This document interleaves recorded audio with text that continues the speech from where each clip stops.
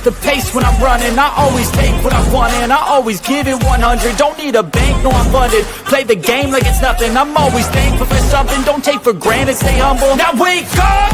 It's time to look at the enemy. Look in the mirror if he is no friend to me. It's not working out. Hello, Miami. Thank you so much for watching 305 Sports. Now, I am your host, Will. I know a little oddities and stuff like that with my headphones on, but I am on location at this moment. But I had to talk to you a little bit about the Miami Hurricanes because this week starts the ever so popular draft week, as I'll be covering for 3 nights from Monday through Wednesday, the Miami Dolphins, the NFL draft, etc., with various guests whom I will be mentioning at the end of this episode. But I want to do a little Canes talk, hence the reason why I'm wearing this polo. I still got the background going. Jackson Cantwell. I'm doing 2 possible Canes today, guys. Jackson Cantwell, ladies and gentlemen. Yes, Jackson Cantwell. Okay, the 6'7.5", 300-pound offensive lineman out of Nixa High School over in Nixa, Missouri, is turning a lot of heads as he has decided that he is going to commit or verbally commit to a school on April 30th. Now, Miami is pretty much in the lead, as is stated in 247 Sports, as they have crystal ball. The last I checked, crystal ball Jackson Cantwell landing over to the Miami Hurricanes, but not so. It is not going away quietly. That's the one thing I will say. All right, but the bottom line is that this is unprecedented because Jackson Cantwell is not just the number 1 offensive lineman in the country in high school. He is the number 1 player in the country. The number 1 player. Very rarely do you hear of an offensive lineman being not just number 1 in his position, the number 1 overall. And this kid is absolute dynamite. If you look at the film, you look at the huddle, he is an absolute pancaking machine.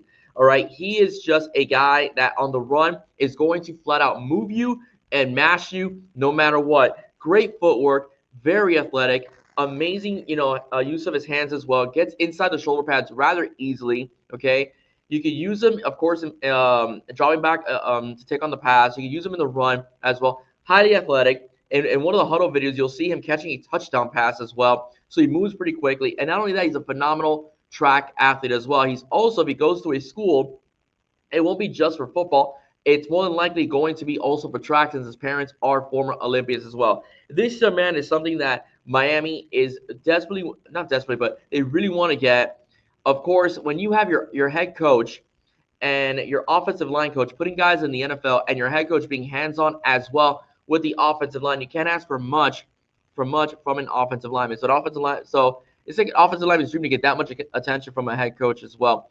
So we'll see what happens. Okay, I'm not sleeping on Georgia. The reason why I think is because if you recall the DJ Pickett recruitment, I know all kids are different.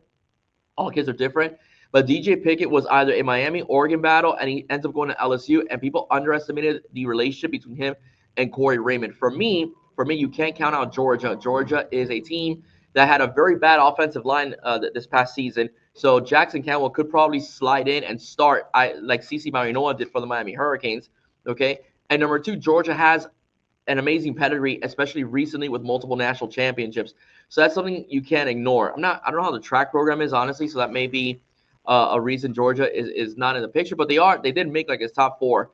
Okay, so but it seems to be a Miami-Oregon battle. It would be great if Miami could get him. Okay, Miami's slated to have another very good offensive line class this upcoming cycle. They already got some guys like J.J. Sparks, okay, as well, and company. They're in line for Cannon Pickett as well. So, I mean, sky's the limit for the Canes. Okay, if Miami can land this young man and keep him committed, verbally committed, and sign him, they are going to have, if they can get also the other names I previously mentioned as well, like, Kenya Pepe, etc., Miami's going to have a very, very, very scary and young offensive line for years to come. So today I usually do one guy, but like I said, it's possible Canes, okay? I usually do one guy, but I want to kill 2 birds with 1 stone, no pun intended. David Stone. Okay, if you guys recall David Stone was the highly coveted defensive lineman from last year's recruiting cycle, okay? David Stone was a beast coming out of high school, about 9 sacks, I believe, his senior year. I don't have exact numbers in front of me, but the young man is an absolute beast. Okay, he has speed. He's an excellent run stopper. He's excellent when it, of course, to pressure the quarterback as well. So he's basically a disruptor. All right, kind of like the way I compare Elijah Griffin this year. He is a disruptor, and he is somebody that Miami was his second choice. If it wasn't for Oklahoma, he probably would be wearing a Miami Hurricane uniform right now. Miami's got to get this guy, right? Especially losing Josh Horton in the transfer portal. One of the needs at transfer portal was defensive tackle for depth. But you can get David Stone. Talk about a blessing, because you will have David Stone lined up possibly next to Justin Scott amongst all these other individuals that Miami is picked up in their defensive line. Plus, you have Marquise Lightfoot, Hayden Lowe, Herbert Scroggins as well, Booker Pickett, Ruben Bate.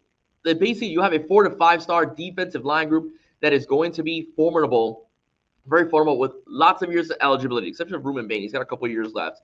Okay? But the bottom line is, though, you need to get David Stone. Right? David Stone has got to become a Miami Hurricane. It's a no-brainer that, you know, the guy that finished second that you finished second with the recruiting cycle, you pursue him, especially since defensive tackle is a position of need. So I really do hope Miami is able to pull a trigger, get their hands on, get David Stone, and you will have Justin Scott, Artavis Jones, and David Stone within an interior line. I mean, come on. Who is going to stop the Miami Hurricanes if they're able to utilize that talent in the interior, what they already have in the exterior as well? So I'm excited to see how this re-recruitment plays out, right, as well. I do think David Stone will be a Miami Hurricane. I do think Miami is going to make sure that they take care of him, you know, with NIL as well. And he knows, man. And then Jason Taylor, he was impressed with Jason Taylor last time around, and Damian Lewis as well. You know, has gotten a lot of praise, you know, from the players and the coaching for how he's tackling the young man within his with his stewardship as well. So I'm very, very excited to see how this plays out for Jackson Cantwell and also for David Stone. So let's see, man. So hopefully we can land both those guys. I will say that. All right. So as I've mentioned, this week I will be doing some Dolphins draft talk. Right. I will be doing 305 live from Monday through Wednesday. Starting tonight, it's going to be Bobby of the Finstock Sports Network, Alex's partner in the East Hialeah 10th Street Boys.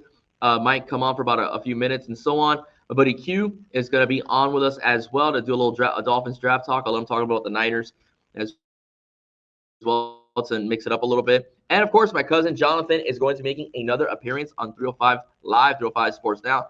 A lot of you liked his takes, and he's coming back to talk about the Dolphins this time around.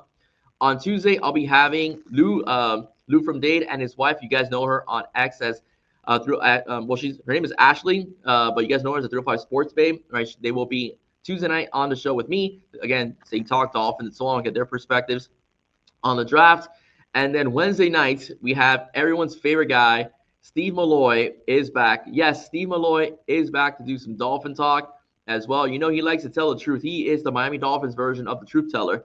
Okay, and I'm going to try to line him up with another guest. I'll be working on that sometime this week. So stay tuned, guys. So it's going to be a great week yet again from Monday through Wednesday. And also on Thursday night, I'll be recording an interview with Ali Pajuelo, the Peruvian Puma. She has a fight this weekend again in the Mikasuki Gaming Resort.